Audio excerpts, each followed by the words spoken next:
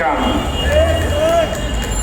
বিনা ভোটের প্রধানমন্ত্রী শেখ হাসিনা বাংলাদেশের খেটে খাওয়া মানুষ 3 বেলা ঠিক মতো খেতে পারছে না।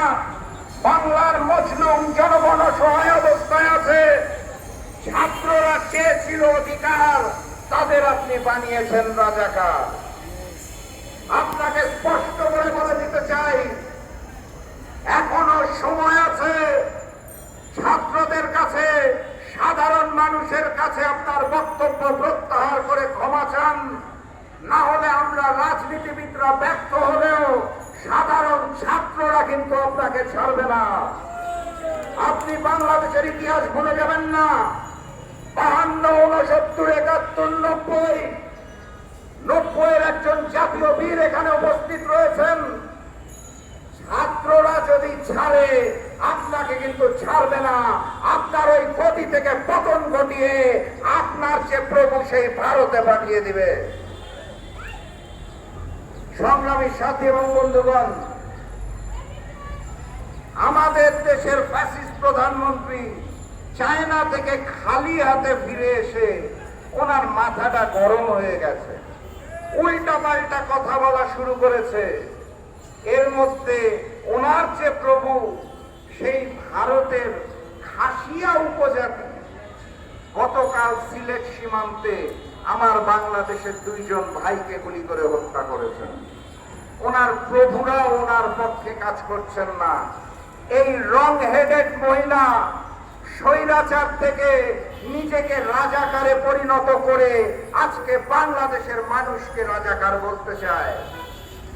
বাংলাদেশের মানুষ কতখানি অসহায় এবং দুঃখ দুর্দশার মধ্যে আছে দেখে মিছিলে মিছিলে স্লোগান তুলছে, তুমি কে আমি কে, রাজাকার রাজাকার।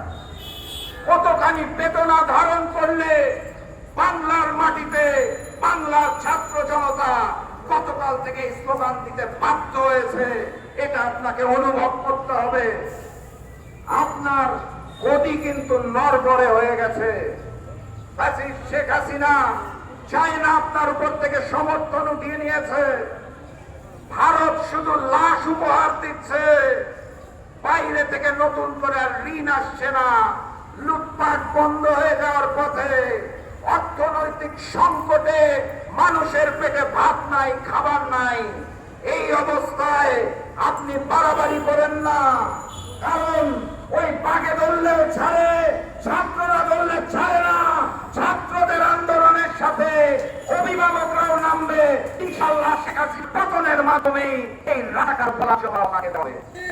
আমি বক্তব্য দীর্ঘায়িত করবো না, শুধু আপনাদের একটি ছোট্ট বিষয়ে আপনাদের দৃষ্টিগোচর করতে চাই।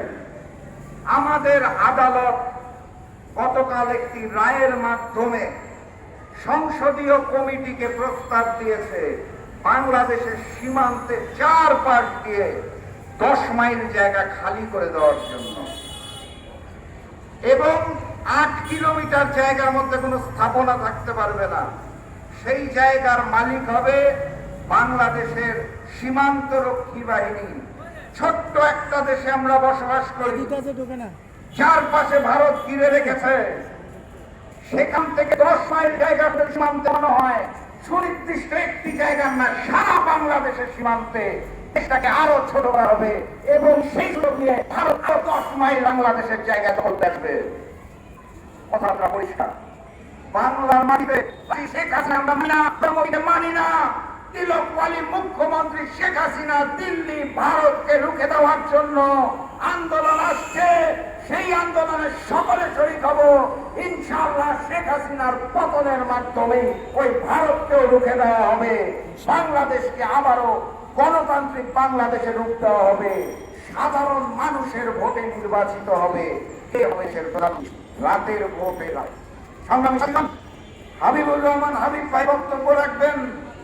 বক্তব্য করা বেয়াদবি শুধু শেখ